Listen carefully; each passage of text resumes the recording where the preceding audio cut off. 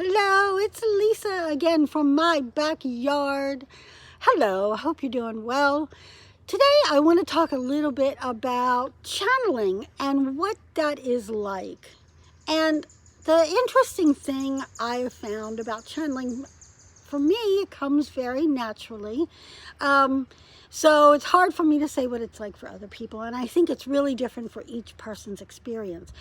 But for me, many times it feels very much like I take my Lisa brain and I move it over here so that there's this beautiful space where I can just allow this flow to come through.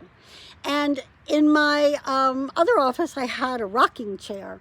And I used to just sit in the rocking chair and just peacefully rock back and forth. Meanwhile, I'm talking and I'm channeling and I'm doing whatever. But my Lisa brain felt like it was on a beautiful life raft on the ocean, like a very calm ocean, and you're just floating on the ocean.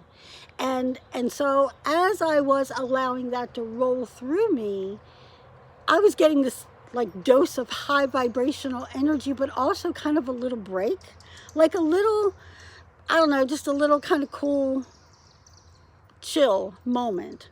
And that's very much what that is like. And when I'm channeling Prince or Mother Mary or whomever, it is very much a peaceful experience for me.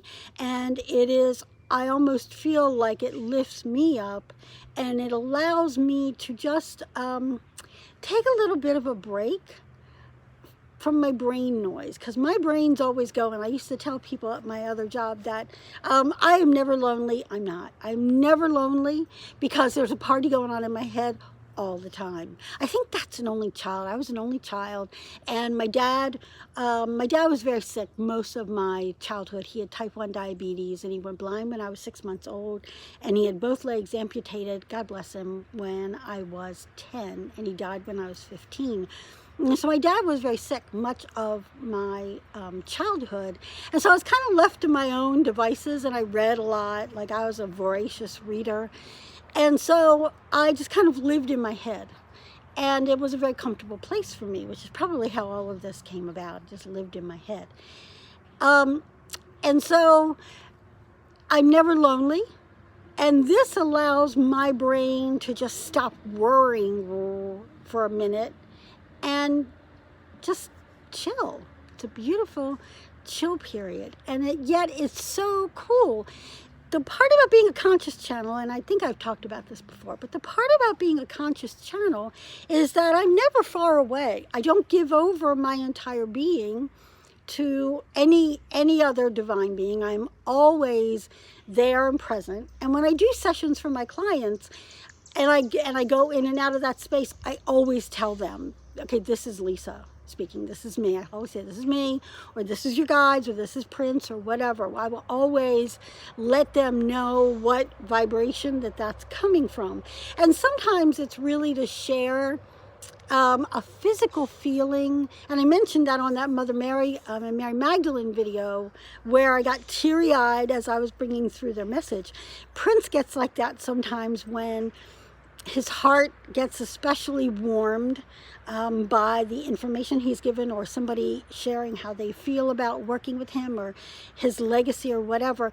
I get like a warm sensation in my body, and I get tears. I've gotten tears from Prince before. One time, a long time ago, when I first channeled him, he shared with someone who had also lost a child what that experience was like for him. And I physically cried the whole way through because he was very emotional about it and about sharing it. But he wanted to create that connection with someone who had also lost a child in childbirth, like that, right after childbirth. So it's really interesting to be able to feel what they're kind of allowing me to feel. But mostly it's a vacation in my head. And I never know what I'm going to say before I say it. If you watch my channeling videos, there's not a whole lot of ums and ahs and there's not. It's pretty much like their stream of consciousness thinking, I'm the human one who does the ums and the ahs because I'm not a practiced speaker. I just like to talk. But it's such a beautiful experience, and I'm so blessed to be able to do that. Like, I really can't tell you how blessed I am to do that. And it really, it fills me up in a way that I can't explain. I have always been a communicator. When I was little, I was like the town crier in my family. Hear ye, here's some news for you. Like, I was always about that. So it's not surprising at all. And nobody in my family, none of my friends were ever surprised when I said, yeah, I talk to spirit guides and I talk to whatever. In fact, nobody was surprised at all when I talked to Prince. I'm sure that I had a few who were like, okay, honey, sure you do. But for the most part, I think people know me and they know who I am, and that this is just a part of who I am. I mean, I'm a goofball in sneakers, and I also bring through divine wisdom from the guides and put it into practice in my life, and it's just, I couldn't ask for anything better to do.